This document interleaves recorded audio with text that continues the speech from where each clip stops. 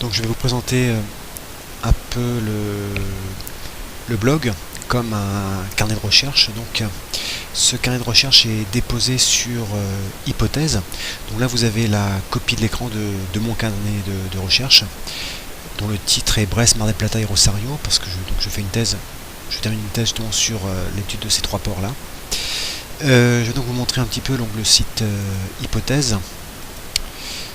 Donc c'est une plateforme qui permet donc de déposer des carnets de recherche donc en sciences humaines et sociales. Et pour vous montrer un petit peu ce qui se fait, on peut voir le catalogue et on peut prendre un blog au hasard par exemple. Donc là vous avez 2735 carnets. Et donc on peut prendre par exemple voilà, le master monde médiévaux par exemple de l'université de Toulouse. Et donc vous avez le responsable, vous avez la discipline, les thèmes, et vous pouvez accéder au site. Et donc vous allez avoir en fait, donc voilà le site. Donc là vous avez une image donc de fond, et après vous avez les différents articles qui sont déposés. Alors je pense qu'ils sont en catégorie, donc on peut aller voir voilà, les différents contenus, etc. On peut aussi aller voir le site de vos collègues de l'année dernière. Donc voilà le blog, le carnet de recherche donc des étudiants de master d'il y a 2 ans, donc qui avaient fait un travail sur l'alguier d'Agathe de Gourcuff. Donc là vous avez une image donc d'en-tête, et après vous pouvez choisir d'aller voir les herbiers par exemple, donc voilà un modèle, etc.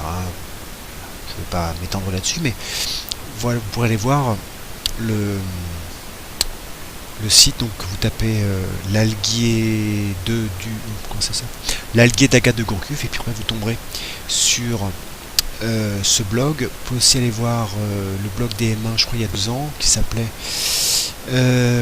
donc sur la caserne Fautras, valorisation de la caserne Fautras. Donc là vous avez des photos, et puis vous pouvez aller voir donc quelques articles des M1 avec aussi des vidéos qui sont implantées, etc. Vous pourrez aller voir ça. Bien. Alors vous aurez donc remarqué qu'il y a différentes présentations possibles. Alors la mienne par exemple c'est celle-ci. Donc vous avez 3 vignettes qui sont en lien avec des articles, et ensuite un article de tête, c'est le plus récent. Vous avez après sur la gauche, vous avez l'intitulé du carnet, donc c'est en général ce que vous avez rempli pour lorsque vous inscrivez pour décrire le carnet. Et ensuite là vous avez donc les différentes publications. Donc oui, moi ça a commencé en novembre 2013 quand j'ai commencé ma thèse. Et après vous avez des catégories, c'est-à-dire qu'en fait vous allez pouvoir classer les articles selon les catégories, billets, colloques, sur les différents ports, etc. À droite, là vous avez donc les articles récents que j'ai compulsés, les lectures du moment, les articles lus avec des liens, etc. Les institutions avec lesquelles je travaille, et puis les sites que je trouve intéressants. Donc ça se change quand on a envie. Alors comment est-ce que l'on crée un article? En fait on va donc dans administration du site, et là on vous demande un code que vous recevrez dans votre boîte mail au bout de 2-3 jours après vous êtes inscrit. Et là vous avez donc une barre d'outils qui va vous donner un petit peu les possibilités d'écriture. Donc en fait en général on va donc soit dans article ou soit dans créer article par exemple. Et donc là vous allez avoir un espace de titre, un espace de texte, et puis vous pourrez mettre en page, mettre des photos, etc. Voilà.